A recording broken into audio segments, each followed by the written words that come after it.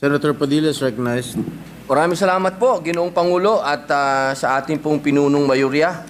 Ito po ay point of inquiry lamang.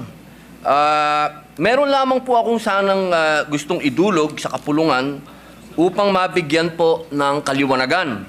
Ito po ay bunsod ng mga resolusyon na inihain ng inyong abang lingkod upang talakayin sa ilalim ng komiting aking pinamumunuan ang Public Information and Mass Media.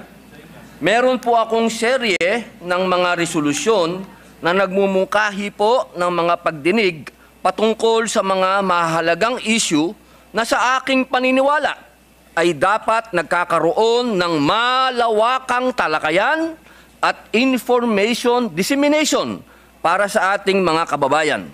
Ngunit sa kasamaang palad po, hindi po ito nare-refer sa Public Information and Mass Media o di kaya ay nagiging secondary committee lamang po ang sa amin. Hayaan po ninyong basahin ko ang Section 28, Rule 10 ng Rules of the Senate. Ito po ang jurisdiksyon ng committee.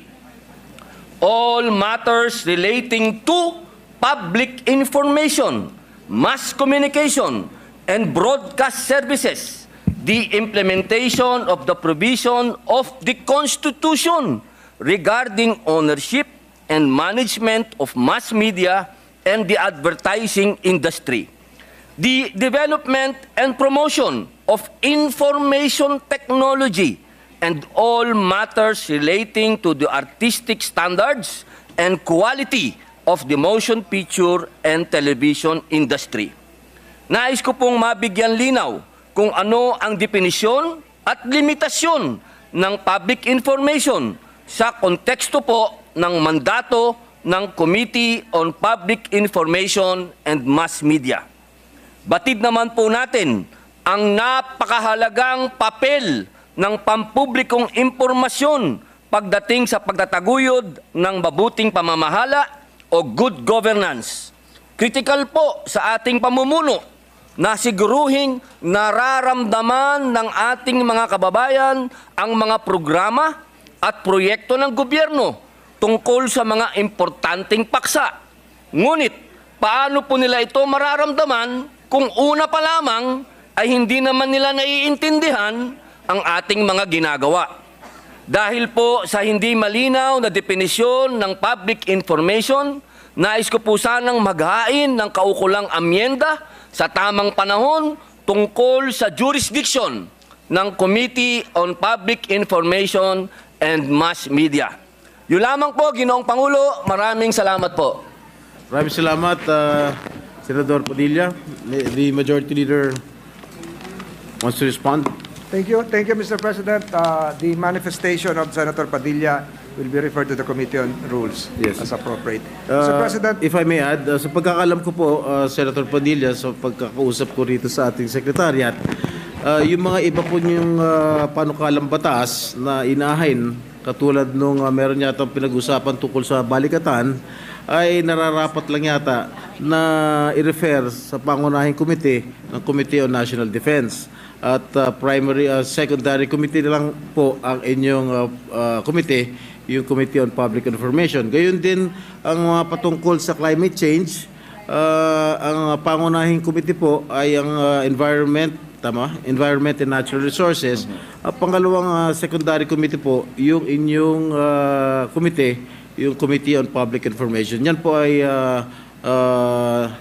sinasabi po ng ating Secretariat. Opo, mahal na Ginoong Pangulo. Yun nga po yung gusto po nating liwanagin.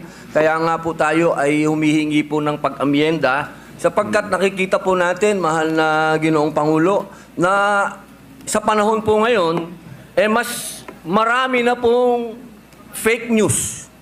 Natatalo na po ng fake news ang mga tunay na dapat ay ibinabalita at ipinararating ng gobyerno sa taong bayan. Katulad po nung isang beses, narinig po natin ang ating kasama na si Senator J.B. Ejercito, sinabi din po niya na yung patungkol po sa Universal Health Law na hindi din po alam ng taong bayan ang patungkol dito. Nakakalungkot po yun, mahal na Ginoong Pangulo, na hindi po natin bibigyan ng bagong jurisdiction ang ating pong public information sapagkat sa ngayon po, mahal na Pangulo, umaasa na lang po ang taong bayan sa kung sino-sinong mga vlogger na nagsasalita sa social media, yun na po ang kanilang pinaniniwalaan. Ang hinihingi lang po natin, mahal na Ginoong Pangulo, na magkaroon po ng talakayan patungkol po dito sa mandato ng ating pong Komite ng Public Information. Yun lamang po, Ginoong Pangulo, marami pong salamat po. Maraming salamat po, Mr. Senator President. Padilla. Mr. President, if I may, Mr. President. Senator Villanueva. Just a very seconds. short manifestation and in connection to the statements made by our distinguished colleague. I think it's about time, Mr. President, that we look into all this proliferation of fake news. I remember last Congress we filed a bill regarding anti-fake news bill, and I think it is important to note na kung ang impormasyon ay mali, mapatunayang mali, ngunit ang intensyon ay tama, Mr. President, madali mo ma-justify. But if it is clearly, Mr. President, trying or spreading lies, coming up with a totally absurd, ridiculous information, then dapat magkaroon ng pananagutan ang mga ito. Because, Mr. President, I commiserate with our colleague kasi I think lahat naman ho tayo na natatamaan ng mga kung sino-sinong vloggers or media outfits. Yung iba nga po, kahit mainstream, Mr. President, kahit mainstream, hindi naman natin sasabihin lahat, laging katotohanan yung kanilang sinasabi. But I'm just concerned, Mr. President, doon sa pananagutan, yung word na pananagutan. Kasi, for example, Mr. President, can you imagine a media outlet that would say, for example, Mr. President, natalo yung UST sa UAAP, kasalanan ni Joel Villanueva. But that's the headline, Mr. President. Bigyan ka ng mas malalim na topic, Mr. President, or I'm sorry for the word, mas bastos, Mr. President, para lang mag-clickbait, kunyari, Mr. President, and walang pananagutan, Mr. President. Zero accountability. I'm not even sure, Mr. President, if the kapisanan ng mga broadcaster ng Pilipinas can actually do something about it, or are they actually doing its part to regulate, Mr. President, or at least have that oversight function, Mr. President.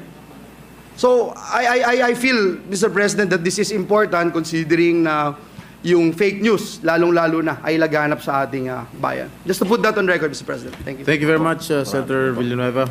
Apo, Ginoong Pangulo, bilang panghuli lamang po, gusto ko lamang pong ipaliwanag muli na malinaw po sa ating konstitusyon, dito po sa Section 7, ito po ang sinasabi rito, the right of the people to information on matters of public concern shall be recognized. Access to official records and to documents and papers pertaining to official acts. Ginoong Pangulo, kapag tayo po ang nagpapatawag ng hearing dito po sa Committee on Public Information, nakakalungkot po, ang lagi pong sinasagot sa amin ng mga taga-gobyerno, hindi, nag-hearing na kami doon sa isang committee, hindi na kami pupunta dyan. Yun po ang nakakalungkot, Ginoong Pangulo. Gusto ko lamang pong ipaalala muli sa lahat na wala pong pinakamataas na batas kundi ang konstitusyon. At ang konstitusyon po, sinasabi, maliwanag ang kapangyarihan ng public information. Yun lamang po. Maraming salamat po uli, Ginoong Thank you, Pangulo. Senator Padilla. And Majority Leader. Mr. President, I move that we resume consideration of Senate Bill number 2555 under Committee Report number 191. This is the bill amending the Motorcycle Crime Prevention Act. I so move, Mr. President. Any objection? Hearing none, motion is approved. The parliamentary status of the measure, Mr. President, is that we have closed the period of committee amendments. And with the consent of the body, I move to open the period of individual amendments and that I may be recognized as well, Mr. President. Mr. President, Yes, Senator Padilla is Sir, recognized. meron lang po akong gustong itanong sa atin pong madyo. Mr. President, kanino po natin to i-refer?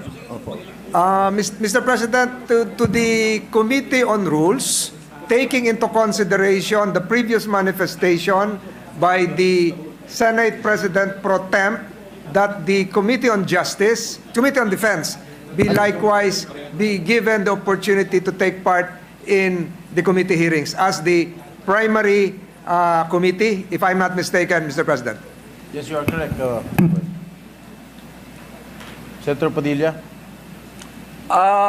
Hindi po ba pag-uusapan muna yung amenda natin na madyo? Ginoong Pangulo, hindi po ba natin pag-uusapan muna ito sa Committee on Rules para kung pong aamendahan natin yung ating ano? Pwede po mag-request po ng 1-minute suspension lang ako. Session suspended for a minute.